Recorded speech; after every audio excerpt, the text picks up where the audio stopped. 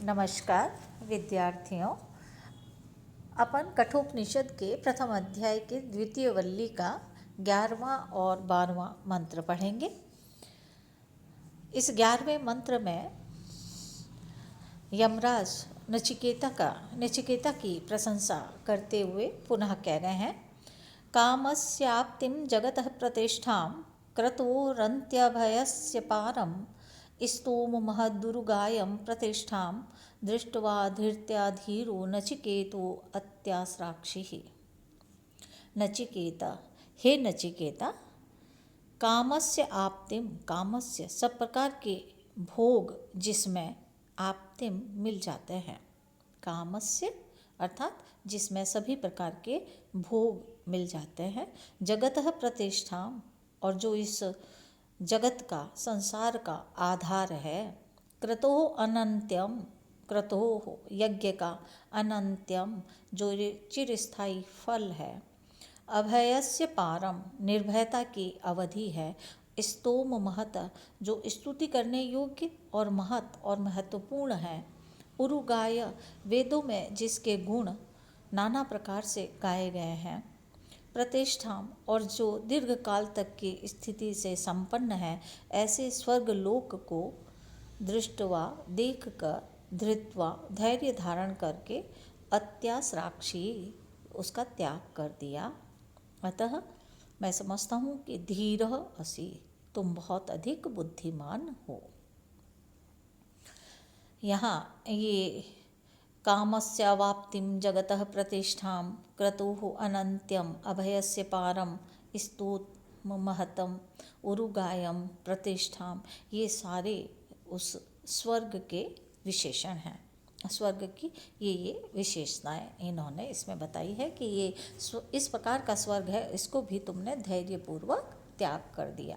पुनः देख रहे हैं, नचिकेता, हे नचिकेता, कामस्य अवाप्तिम, जिसमें सब प्रकार के भोग मिल सकते हैं, अवाप्तिम प्राप्त हो सकते हैं। जगतः प्रतिष्ठाम, जो उस जगत का आधार है। क्रतोः, यज्ञ का, अनंत्यम, न अंत्यम इति अनंत्यम, जो इस जग का, इस यज्ञ का चिरस्थायी फल है। अभयस्य पारम, और जो निर्भयता की अवधि है। स्तोम, स्तुति करने योग्य, महत और महत्वपूर्ण है। उरुगायम, वेदों में जिनके गुणों को नाना प्रकार से, अनेक प्रकार से गाया गया है। प्रतिष्ठाम, और जो दीर्घ काल तक की स्थिति से संपन्न है। ऐसे स्वर्गलोक को दृष्टवा, देखकर, धृत्या, धैर्यपूर्वक, धैर्य धारण करके, अत्यस्राक्षी, उसका त्याग कर दिया। इसलिए मैं समझता हूँ कि धीरः, तुम धीर हो, बहुत अधिक बुद्धिमान हो।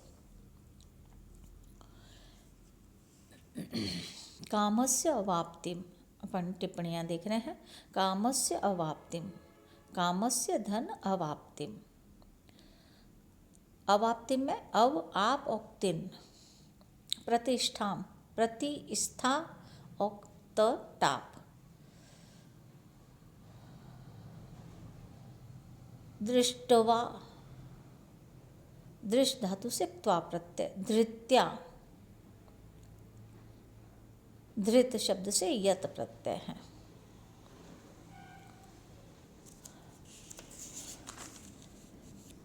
तो इस प्रकार नचिकेता के निष्काम भाव को देखकर यमराज ने निश्चय कर लिया कि यह परमात्मा के तत्व ज्ञान का यथार्थ अधिकारी है। अतः उसके अंतःकरण में परब्रह्म पुरुषोत्तम के तत्व की जिज्ञासा उत्पन्न करने के लिए यमराज अब पुनः इस मंत्र में, 12वें मंत्र में परब्रह्म परमात्मा की महिमा का वर्णन कर रहे हैं।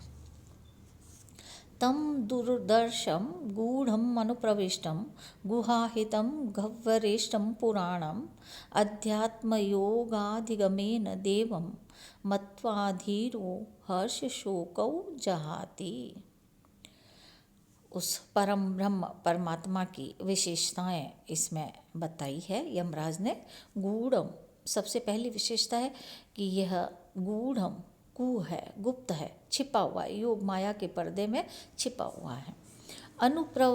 अनुप्रविष्टम सर्वव्यापी है, गुहाहितम सबके हृदय रूपी गुफा में स्थित है। गह्वरेष्टम और ये संसार रूपी गहन वन में रहने वाला है। पुराणम सनातन है, ऐसे तम उस दुर्दर्शम उसे कठिनता से देखे जाने वाले देवम उस परमात्मा देव को धीरः शुद्ध बुद्धि युक्त साधक अध्यात्म योगाधिगमेन अध्यात्म योग की प्राप्ति के द्वारा मत्वा समझकर हर्ष और शोक को जहाती त्याग देता है। पुनः कर रहे, गूढ़म जो गुह्य है, गूढ़ है, गुप्त है, अर्थात योग माया के पर्दे में छिपा हुआ है। अनुप्रविष्टम सर्वव्यापी है, गुहाहितम जो सबके हृदय रूपी गुफा में स्थित है। गह्वरेष्टम जो इस संसार रूपी गहन वन में रहने वाला है। पुराणम सनातन है, तम ऐसे उस दुर्दर्शम मुश्किल से कठिनाई से दिखाई देने वाले देवम परमात्मा देव को, परब्रह्म परमात्मा देव को, धीरः धैर्यवान साधक बुद्धिमान साधक अध्यात्म योगाधिगमेन अध्यात्म योग की प्राप्ति के द्वारा मत्वा समझकर हर्ष और शोक को जहाती त्याग देते हैं, छोड़ देते हैं। अर्थात जो गुह्य है, योग माया के पर्दे में छिपा हुआ, सर्वव्यापी, सबके हृदय रूपी गुफा में स्थित, संसार रूप गहन वन में रहने वाला सनातन है, ऐसे उस कठिनता से देखे जाने वाले परमात्म देव का शुद्ध बुद्धि से युक्त साधक अध्यात्म योग की प्राप्ति के द्वारा समझकर हर्ष और शोक को त्याग देता है।